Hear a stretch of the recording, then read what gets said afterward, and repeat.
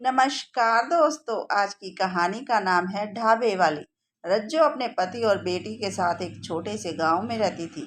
रज्जो का पति जितना भी कमाता था उसे सब पैसों की दारू पी जाता और घर में एक पैसा भी नहीं देता था। एक दिन रज्जो जब खाना बनाने लगी तो देखा कि सब डब्बे खाली पड़े हैं, एक भी दाना अनाज का नहीं है। तब रज्जो ने रात के बचे हुए चावल में ही नमक डालकर अपनी बेटी तूली को खिला दिया और आप भूखी ही रही। रज्जो ने सोचा कि शाम को जब उसका पति काम से आएगा तो उसे किराना लाने के लिए कहेगी। लेकिन शाम को जब उसका पति आया तो रज्जो ने देखा कि उसने शराब पी हुई है। उसने कहा कि घर में एक दाना भी अनाज का नहीं है और आप सारे पैसों की शराब पी जाते हैं। बेटी को भी स्कूल में पढ़ाना है। पति ने कहा कि मैं अपने पैसों की शराब पीता हूँ और बेटी को स्कूल में पढ़ाने की क्या ज़रूरत है। अगर इसे पढ़ाना है तो अपनी मेहनत करके पढ़ाओ। अब शाम को भी कुछ खाने को नहीं था तो बेटी भूखी होने के कारण कमजोरी से चक्कर खाकर गिर गई। अब रज्जो ने सोचा कि भूखे मरने से तो अच्छा है कि यहाँ से घर छोड़कर चली जाऊं, और वह अपनी बेटी को लेकर अपनी बड़ी बहन के घर चली जाती है और बहन और जीजू को सारी बात बताती है। उन्होंने कहा कि अच्छा हुआ तू अपने शराबी पति को छोड़कर आ गई। उसके जीजू का छोटा सा होटल था। बहन ने कहा कि तुम्हारे जीजू तुम्हें अपने होटल में काम दे देंगे और बदले में तुम्हें पैसे भी देंगे। रज्जो ने कहा कि जीजू, होटल में अगर कोई छोटा सा कमरा है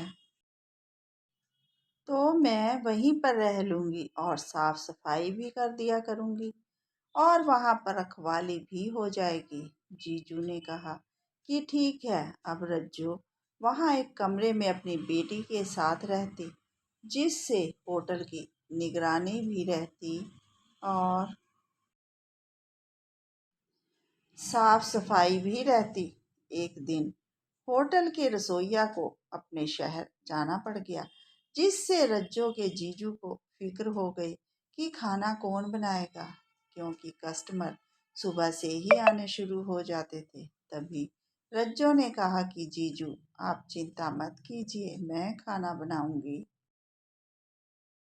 और रज्जो ने खाना बनाना शुरू कर दिया। इतने में ग्राहक भी आने शुरू हो गए और सभी खाना खाकर तारीफ कर रहे थे कि ऐसा खाना पहले कभी नहीं खाया था। जिसे सुनकर रज्जो के जीजू बहुत खुश हुए और उन्होंने उसके पैसे बढ़ा दिए।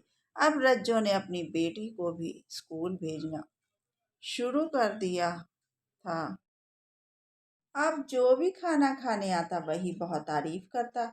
अब रज्जो के पास काफी पैसे जमा हो गए थे। एक दिन रज्जू ने अपने जीजू से कहा कि आप मेरे पास पैसे हैं तो मैं अलग से ढाबा खोलना चाहती हूँ। जीजू ने कहा कि ढाबा खोलने के लिए अच्छी सी जगह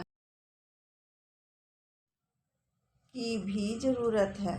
फिर उन्होंने एक अच्छी सी जगह देखी और रज्जो के लिए एक छोटा सा ढाबा खोल दिया। ढाबे के पास ही रेहड़ी वाले भी रेहड़ी लगाते थे। लेकिन जब से रज्जो ने वहाँ ढाबा खोला था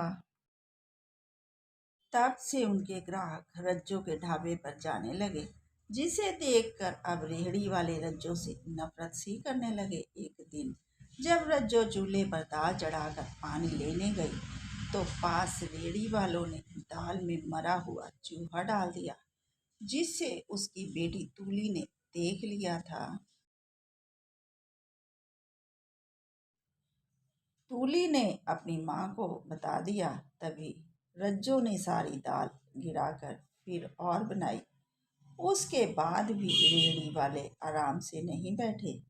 एक दिन रात को मिट्टी का तेल छिड़काकर ढाबे को आग लगाने लगे। तभी रज्जो की आँख खुल गई और वह बाहर आ गई। उसे देखकर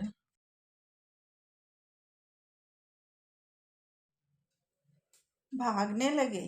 तभी रज्जो ने कहा कि अंदर मैं और मेरी बेटी सोई हुई थी। अगर हम जलकर मर जाती तो? अगर आपके परिवार के साथ कोई ऐसा करता तो तुम्हें कैसा लगता? सुनकर उन्होंने शर्म से सर झुका लिया।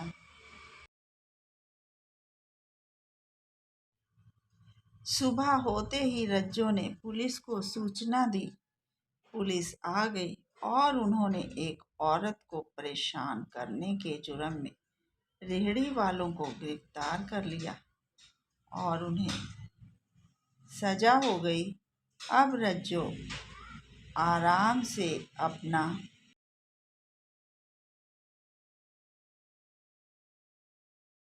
ढाबा चलाने लगी। दोस्तों, कैसी लगी आपको यह कहानी? प्लीज़ लाइक एंड सब्सक्राइब कीजिए।